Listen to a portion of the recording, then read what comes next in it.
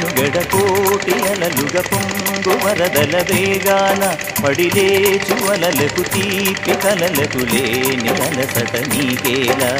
నల్ల నల్ల నీడలోన ఎల్లకిల్ల పడ్డట్టున్న అల్లో మల్లో ఆకాశాన చుక్కల్లు